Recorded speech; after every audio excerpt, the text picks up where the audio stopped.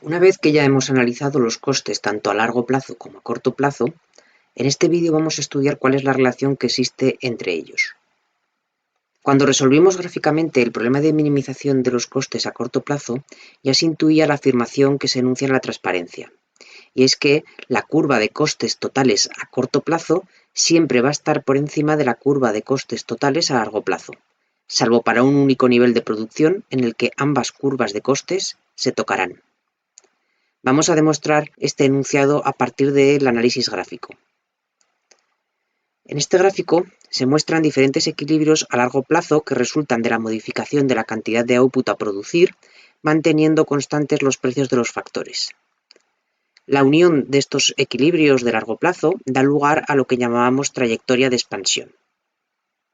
A partir de estos equilibrios se puede también representar en un gráfico cómo varía el coste mínimo al que podemos producir cada una de esas cantidades Q, lo que da lugar a la curva de costes totales a largo plazo.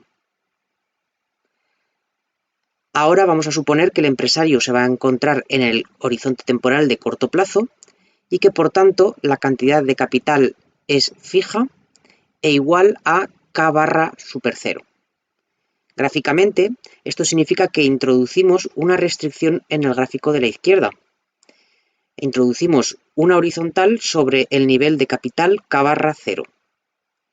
Y ahora a continuación nos preguntamos, ¿cuál será el mínimo coste al que ahora puede producir el empresario cada una de las cantidades Q0, Q1 y Q2? Fijaros que para producir la cantidad Q super cero, la cantidad de capital fijo corta a la isocuanta de nivel Q super cero justo en el punto de equilibrio a largo plazo, por lo que el nivel de capital fijo coincide con la cantidad de capital de equilibrio en el largo plazo. Al coincidir ambos puntos de equilibrio, corto y largo plazo, la recta isocoste es la misma y por lo tanto también el coste mínimo al que pueden producir Q super cero tanto en el largo como en el corto plazo. Esto se refleja en nuestro gráfico de la derecha en que en el punto rojo la curva de costes totales a corto plazo coincidirá con la curva de costes totales a largo plazo, pero solo para esa cantidad Q0, como vamos a ver a continuación. Si ahora el empresario quiere producir la cantidad Q super 1, el punto de corte del capital fijo con la curva isocuanta es el que estamos marcando en rojo en la transparencia, que ya no coincide con el de equilibrio a largo plazo para fabricar esa misma cantidad Q super 1. La pregunta es, ¿a qué coste mínimo podrá producir esa cantidad Q super 1 ahora en el corto plazo? Esa información nos la va a dar la recta isocoste que pase por ese punto de corte con la curva isocuanta. Y la nueva recta isocoste va a ser paralela a la que pasa por el equilibrio de largo plazo porque no han cambiado los precios de los factores, pero está más alejada del origen. Luego indica un mayor nivel de coste mínimo. Al pasar esta información al gráfico de la derecha, tendremos que para producir Q super 1, el mínimo coste al que podemos hacerlo a corto plazo va a estar por encima del de largo plazo. Y repetimos este ejercicio suponiendo que el empresario quiere producir Q super 2 unidades de output.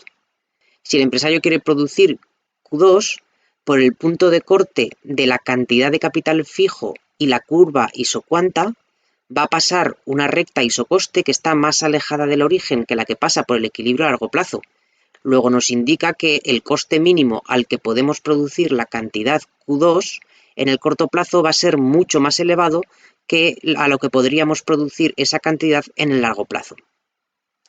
Si hiciéramos este ejercicio para infinitas cantidades de output a producir, obtendríamos sus correspondientes mínimos costes a corto plazo y uniendo todos esos puntos obtendríamos la curva de costes totales a corto plazo.